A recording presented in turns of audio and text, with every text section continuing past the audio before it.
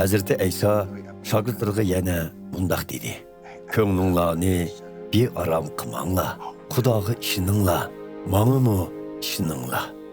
Xudo otamning dargohida nurg'un uy makonlar bor.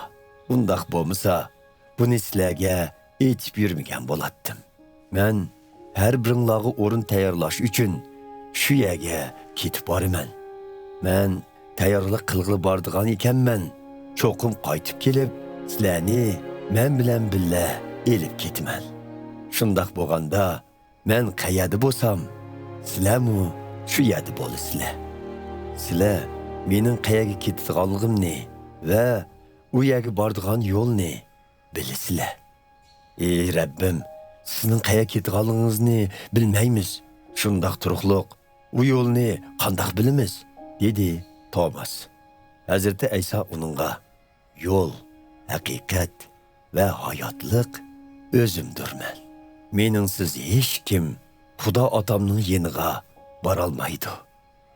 Agar meni to'nigan bo'lsanglar, otamnimi to'nigan bo'latdinglar. Hozirdan boshlab uni tonidinglar, ham uni ko'rdinglar, dedi. Ey Rabbim, otingizni ko'sib qo'ysingizlar, rozi bo'latdiq, dedi Filip. Filip, dedi Hazreti Ayso, sizlar bilan birga bo'lganimga talay vaqt bo'ldi. Meni texcha tonimidingmi? Meni ko'rgan kishi otam Xudoni ko'rgan bo'ladi. Shundaq turuqliq, sen nemishqa yana bizga otingizni ko'rsatding deysan. Men otamda, otam menda ekanligiga ishonmamsan. Sizlarga aytgan so'zlarimni o'zligimdan aytganim yo'q, balki mening otam aytgan. U menda turib xizmatlarini qilyotdi. Men otamda, otam menda deganimga ishoninglar. Hech bo'lmaganda mening qilganlarimdan menga ishoninglar. Bilib qo'yinglarki, menga ishongan kishi mening amaliyatimdek qila oladi. Bundaq kishi buningdan ulug' ishlarni qiladi. Chunki men otamning yeniga qaytib ketaman. Mening nomim bilan nemini tilsanglar, o'z otamning ulug'ligi men orqali ayon bo'lsin uchun tilaklaringlarni ijobat qilaman. Mening nomim bilan nemi tilsanglar, men sizlarga shuni beraman.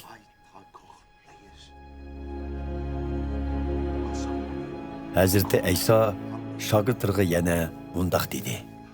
Meni so'ysanglar, amrlarimga amal qilsizlar. Menmu Xudo otamdan sizlarga boshqa bir yordamchi ato qilishni tilayman. U sizlar bilan mangu birga turdi. U bo'lsa-mu haqiqatga boshlig'uchi muqaddas ruhdir. Uni bu dunyoning odamlari qabul qilmaydi. Chunki uni ko'rmaydi, tonimaydi. Biroq sizlar uni to'naysizlar. Chunki u doim sizlar bilan birga turdi. Ham sizlarda yashamoqchi. Men sizlardan ayrilganda sizlarni yetim qoldirmayman. Sizlarning yeninglarga yana qaytib kelaman. Az vaqtdan keyin bu dunyoning odamlari meni ko'rmaydi. Lekin sizlar ko'rsizlar. Men hayot bo'lganligim uchun sizlarmu hayot bo'lasizlar. Shu vaqt kelganda bilasizlarki, men otamda bo'laman. Sizlar menda bo'lasizlar. Menmu ham sizlarda bo'laman.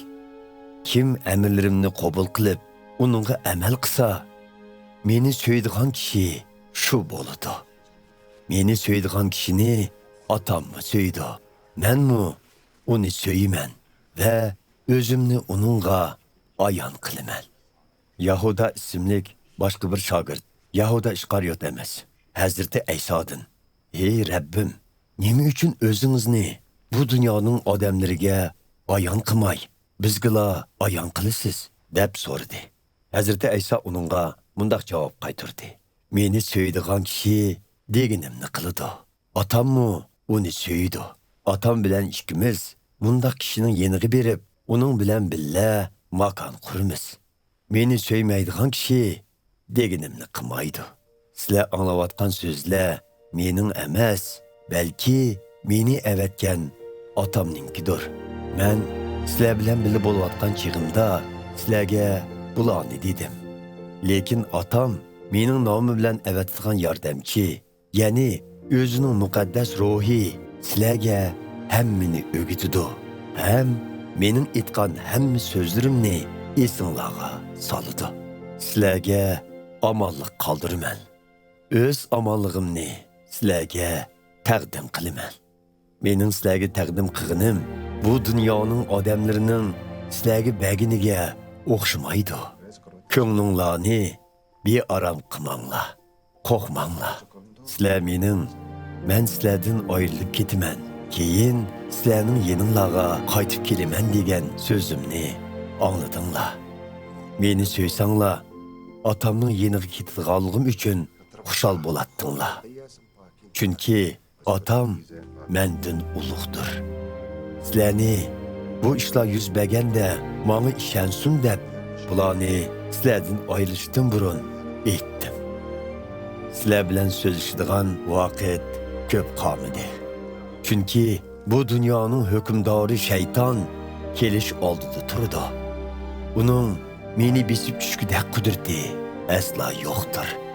Lekin bu dunyoning odamlari mening atamni so'ydiganligimni bilsin deb atam menga amr qilgan ishni amalga oshiraman. Turinglar, bu joydan ketaylik.